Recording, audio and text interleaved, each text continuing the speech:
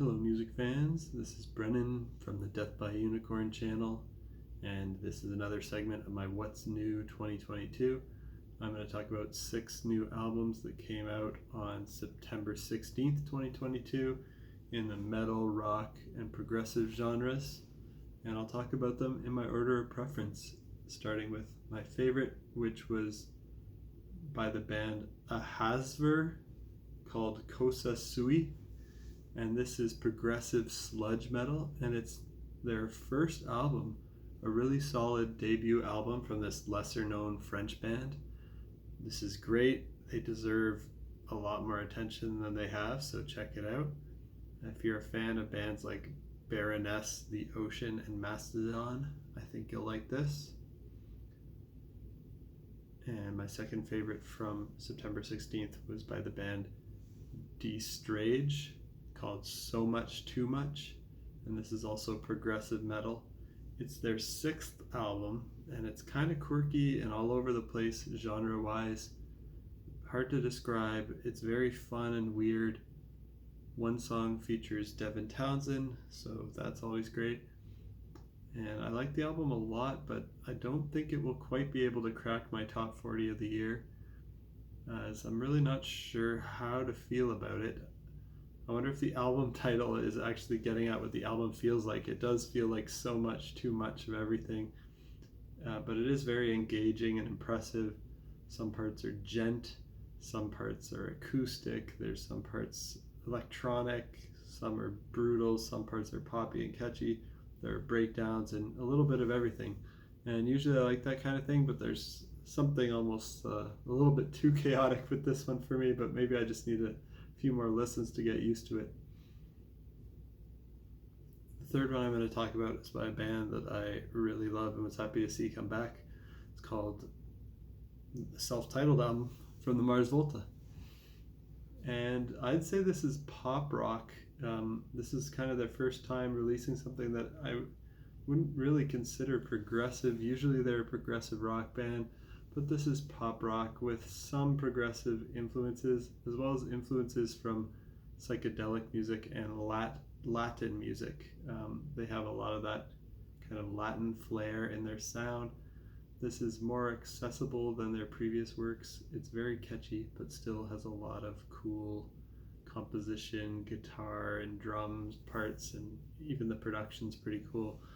It's very relaxing, kind of like if you're a fan of their album Octahedron, that's probably their previous work that is the most similar to this. That was their softer album. This is softer and less spastic and chaotic and frantic and psychedelic ambient noise craziness than their previous work. However, I personally wish it sounded more like their first album, Deloused in the Comatorium, or like the Bedlam and Goliath, but I think those days are behind us, and I appreciate and applaud them for not wanting to make the same sounding album twice. So it's cool that they're changing it up. I'll be seeing them live, and I'm looking forward to it. And my 4th album that I'm going to talk about from September 16th is by Electric Callboy, and it's called Tekkno. And this is another crazy one. This is kind of comedic metalcore with electronic and pop influences. It's pretty fun, pretty hilarious. My favorite song from it would be Hurricane, because the first half is basically just a German techno or EDM track, and then the second half is likely the most brutal metalcore breakdown on the whole album. It's practically bordering on deathcore, so it's a really great like fake out song if you want to get somebody who's into like electronic dance music thinking they're lulled into a false sense of security, and then they just get hit with a huge breakdown. Pretty fun, pretty hilarious. I can't really take it seriously, but it's still really entertaining. And 5th album I'm going to talk about is by The Devil Wears Prada, and it's called Color Decay. This is also metalcore. It's a little poppier than I would have liked, but it still has some heavy moments. I think it's a little bit better than their last full-length album, The Act, but it's probably my second least favorite album that they've done.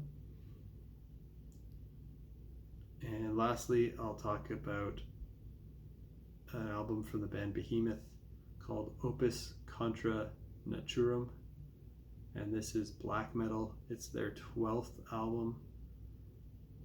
Starting off with the first song, Post God Nirvana, has a cool part in it that sounds like the dark Nordic folk style that Heilung does, but otherwise it's kind of a creepy devil worshipping black metal song, and I can't really take the Satan hailing and Satan worship on this album seriously. I'm not sure if it's supposed to be a joke or to be serious. If it is serious, then they're probably trying too hard to be edgy, but it's kind of funny. Yeah, so if you're into that kind of black metal and bands with corpse paint and satanic sounds, this would be up your alley. It's not really for me, but I checked it out just out of curiosity, and there's some okay stuff on here, but it's not really my thing. And until next time, peace out.